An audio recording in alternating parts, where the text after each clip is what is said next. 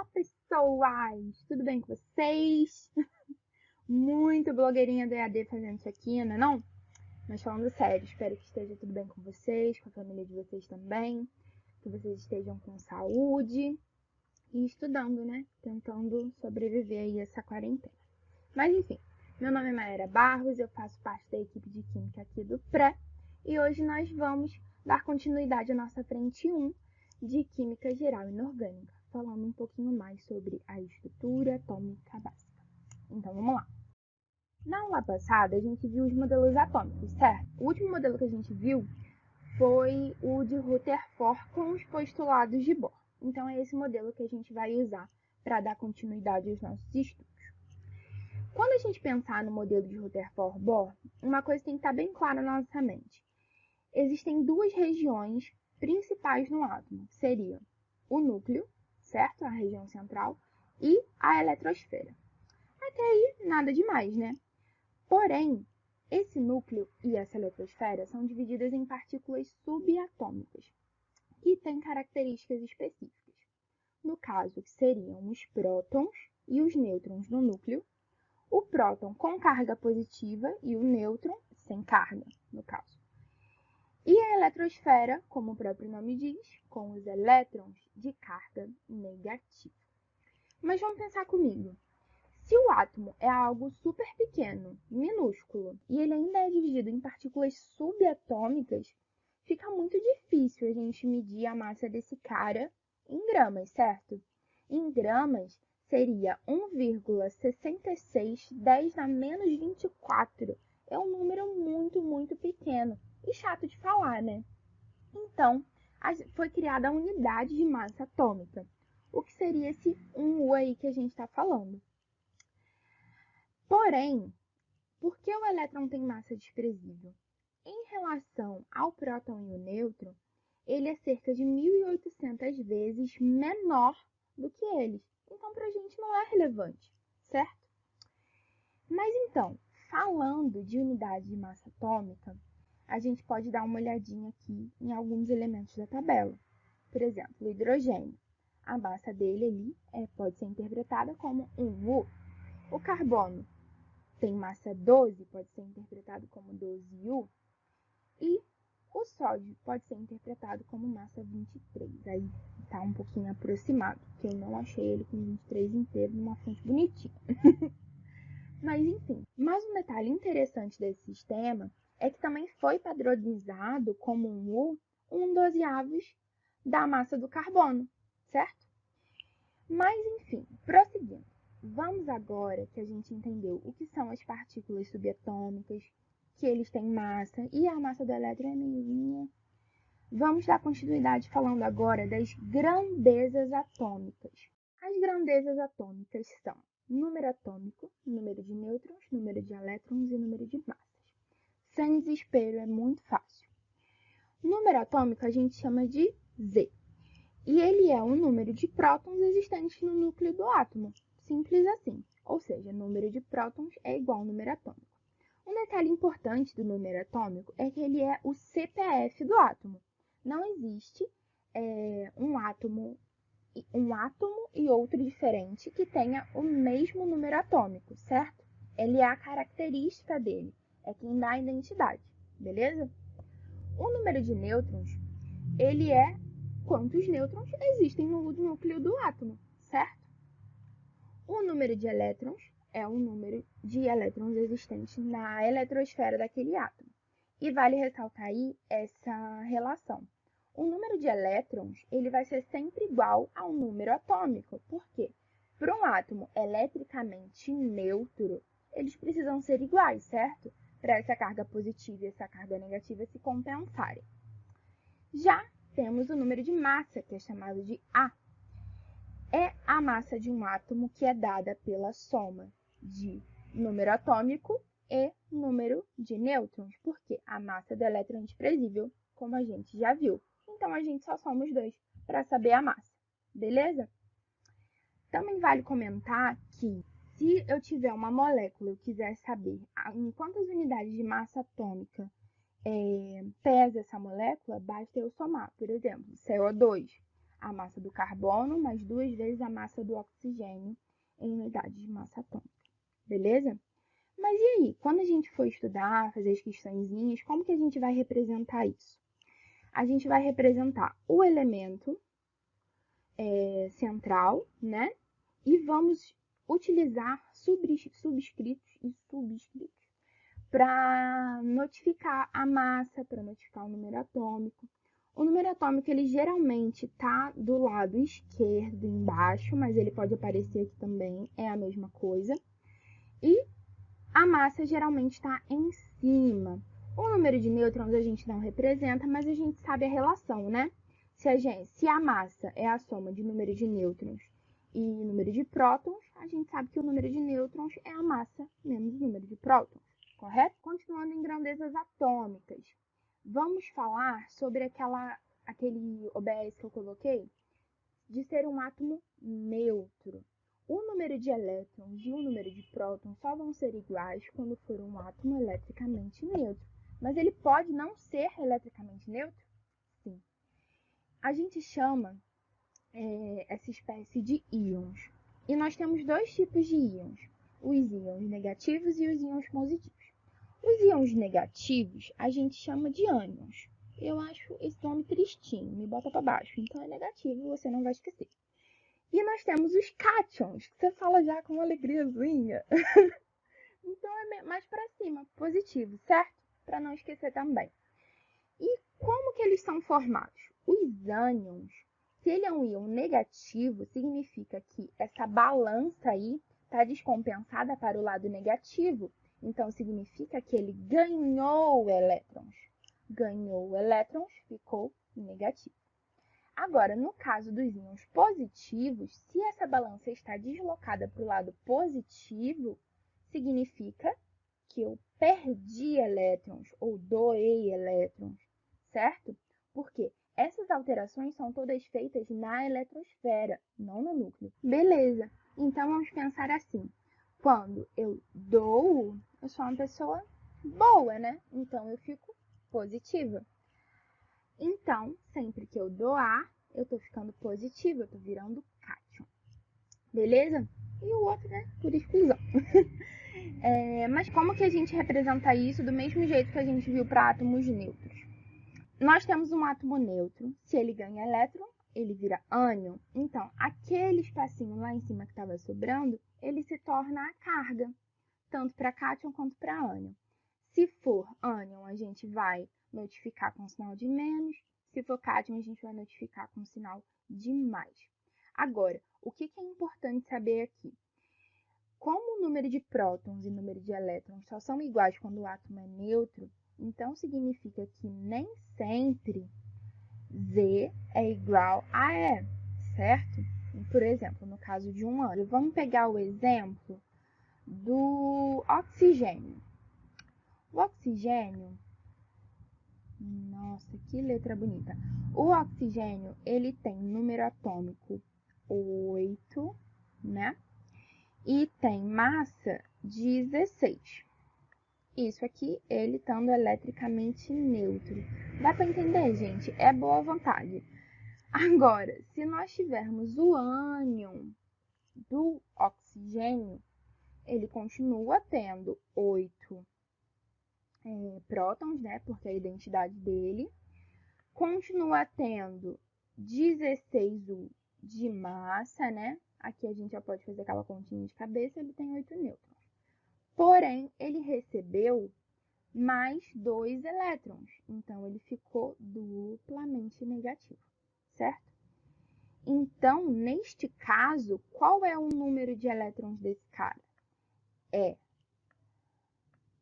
Ele vai ser 8, que era o número de elétrons que ele já tinha, mais os 2 que ele ganhou, certo? Então, nós teremos 10 elétrons. Beleza? Deu para entender? Acho que sim. Qualquer coisa é só colocar aí que a gente responde, tá bom? E vamos lá. Vamos falar agora de espécies isótopas, isótonas, isóbaras e isoeletrónicas. Nomes complicados para coisas fáceis, beleza? O que significa iso? Iso significa igual. Então, se a gente tem isótopos, significa que eu tenho o mesmo número de prótons. Agora, se eu tenho isótonos, significa que esses caras têm o mesmo número de nêutrons. E se eu tenho isobaros, eu tenho caras que têm o mesmo número de massa. E isoeletrônicos é o que está mais na cara, é o que eu tenho o mesmo número de elétrons. Tá legal? Então, a gente observando na tabela periódica, a gente percebe que existem conjuntos de átomos que podem ser isótopos, isótonos, isóbaros. Beleza? Vamos ver um por um. Os isótopos, como o próprio nome já diz, eles possuem o mesmo número atômico, mas massas distintas, certo? Então, significa que, se eles têm o mesmo número atômico, eles são o mesmo átomo. Ah, mas você falou ali na frente que não existiam dois átomos diferentes com o mesmo número atômico. Realmente, não existem dois átomos diferentes com o mesmo número atômico. Mas eu posso ser um átomo e tenho uma expressividade na natureza diferente. Por exemplo, vamos pegar nosso querido carbono. O carbono mais comum é o carbono 12, vê só. Na natureza ele existe 98,9% do total. E ele tem massa 12, certo? Só que também existe o carbono, ele ainda é carbono, mas ele tem massa 13. Mas ele já é mais raro, olha só, 1%. Só que ele variou em quê? Em número de nêutrons, beleza? Temos também o carbono 14, esse aí muito famoso pela datação radioativa, para a gente saber a idade das coisas e tal. O carbono 14 é o mais raro de todos, né? É muito pequeno esse número, não sei nem ler. E então, eles têm massas diferentes, mas continuam sendo o mesmo elemento. Até aí foi? Então, vamos ver agora os isótonos. Isótonos significam que têm mesmo número de nêutrons e números atômicos diferentes. Obviamente, átomos diferentes com números de nêutrons iguais. Caso clássico, berílio e bário não são os mesmos caras, hein? São átomos diferentes. É um metal e um ametal. E veja bem, eles têm números de massas diferentes, né? 10 e 11. Números de prótons diferentes, né? Óbvio, porque são átomos diferentes. Mas aí, essa diferença aqui, esse A menos Z, dá o quê? O mesmo número, certo? Muito feio esse troço, mas tudo bem. Até aí foi? Vamos agora ver os isóbaros. Isóbaros de azinho, ou seja, nesse caso eles têm o mesmo número de massa e são átomos distintos, né? Números atômicos diferentes. Outro caso clássico, cálcio e argônio. Gás nobre e metal, eles têm o mesmo número de massa. Vejam só. Números atômicos diferentes. E para dar aquele número lá igual, obviamente, eles têm que ter número de nêutrons também diferente. No caso aqui do cálcio, se a gente fizer essa diferençazinha aqui, nós temos cálcio com 20, né? E argônio com 22, certo? Então, é isso. Agora, vamos falar sobre a espécie isoeletrônica. O que acontece? Por que eu falei espécies e não exatamente átomos? Porque também pode acontecer entre íons, né? Por exemplo, eu posso ter um átomo que tem X elétrons e esse íon, depois dele ganhar ou perder elétrons, também tem X elétrons. Obviamente, átomos distintos, né? Com número de elétrons iguais. Vamos a esse exemplo. Por exemplo, o neônio aqui, ele é um gás nobre, né? Sabe, neon, aquelas pulseirinhas, isso aí. O neônio, ele é um gás nobre e ele tem 10 elétrons, né? Igual ao número de prótons, beleza? Porque ele é um átomo neutro. Agora, o oxigênio, aquele carinha que a gente estava falando, ele na forma iônica, aniônica, adicionado 2 elétrons, ou seja, ele ganhou 2 elétrons, ficou negativo, ele tinha 8 já, né? Então, nós somamos com o que ele recebeu. Então, 10 elétrons também, isoeletrônico do neônio. Mas e se for um cátion? No caso do sódio, ele tem 11 elétrons no estado natural dele, mas ele perdeu 1. Então, se ele perdeu 1, a gente subtrai, temos 10 elétrons isoeletrônicos. Ainda nessa essa segunda aula, a gente vai ter uma parte 2 falando um pouco sobre distribuição eletrônica, que a gente vai se aprofundar melhor nisso nos exercícios, tá bom? Mas, por enquanto, o conceito é esse, tá legal? Vamos, então, fazer um exemplo para exercitar, um exemplo que cai tudo assim, e eu não sei como é que eu vou fazer com essa caneta horrorosa. Talvez eu dê um pause, escreva e volte aqui, tá legal? Vamos lá. Baseado nos dados acima, indique quais são, respectivamente, isótopos e isóbaras entre si. Acima não, os dados estão do lado.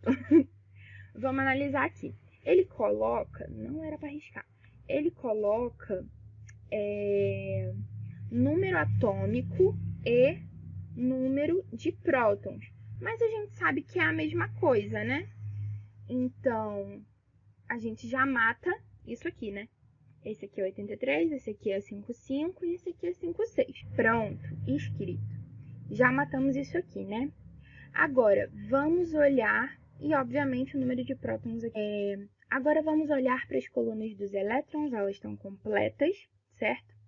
Agora vamos olhar peculiaridades. Se o número de prótons de um átomo neutro é igual ao número de elétrons, e esse cara tem 54 elétrons mais 56 prótons, significa que ele é o quê? Um íon, né? Como o número de elétrons está menor que o número de prótons, então ele é o quê? Um cátion. Ele tem mais carga positiva, beleza? A questão não está tratando disso, o motoqueiro passou. Vou falar de novo. A questão não está tratando disso, mas é bom para a gente observar, beleza? E aqui, coluna de nêutrons. Está faltando algumas coisas, mas a gente lembra da nossa relação, né? Pronto. Nossa relação. Número de nêutrons é igual ao número de massa menos o número de prótons, número atômico. E aqui embaixo tem a mesma relação, só que escrita de uma forma diferente, né? Passando o Z para o outro lado. Massa é igual a nêutrons mais número atômico. Então, já dá para a gente matar esse carinha aqui, né? A gente tem o número de massa dele. Peguei a calculadora aqui para dar uma colinha pra gente, porque ninguém é de ferro. Então, 133, nesse caso, né? 133 do número de massa, menos 54, olhei para elétron, 55, que é o número de prótons, né, o número atômico, dá o quê? 78 nêutrons. Deu aqui para a gente completar a tabela. Mesma coisa vai acontecer para esse carinha aqui de baixo, né? A gente tem 137 de massa, né? 137U. E número de prótons, número atômico, 56. Então, A menos Z, nós temos 137 menos 56, que isso dá 81. Beleza? Agora, vamos olhar para o número de massa, que também já dá para a gente tirar pela mesma relação, certo? Só que vamos usar na forma de baixo.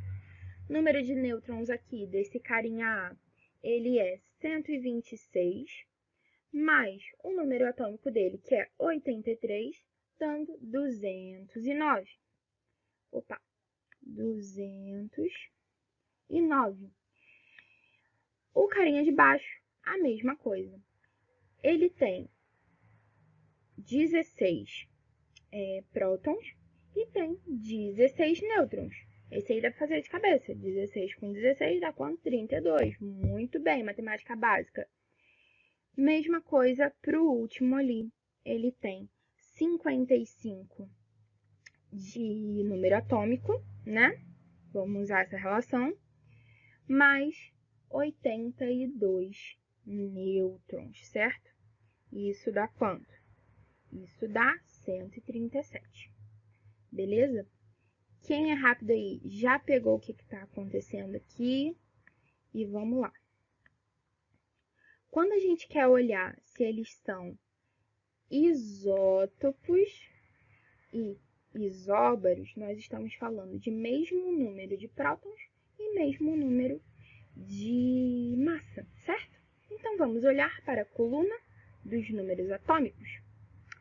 Quem é o cara que tem o mesmo número atômico do outro?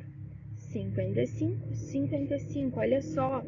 D e J. Vamos representar eles? Vou dar uma pausa porque, né, caneta. Beleza, olhe com bons olhos o meu D, eu sei que tá horroroso, mas é um D, tá bom? Eles têm o mesmo número de prótons, aqui na representação dá pra gente ver melhor. Agora, tô trocando a caneta, bem blogueirinha, vamos olhar agora os isóbaros. Os isóbaros, nós vamos olhar quem tem a mesma massa. Olha aqui, esses dois carinhas com 137. Então, vamos representar eles? Acho que esse ficou um pouquinho melhor. Então, quem são isóbaros? G e J.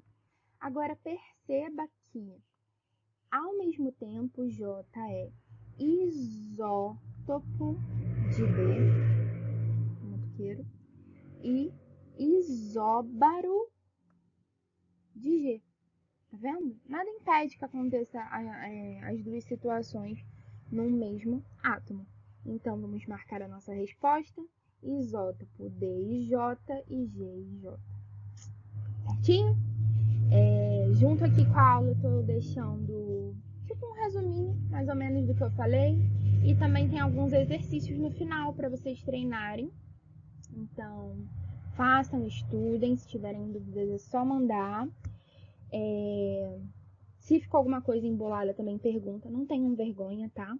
Essa base é bem importante para a gente dar seguimento aí no que falta. Mas ainda tem parte 2. Vamos assistir. Tchau, gente!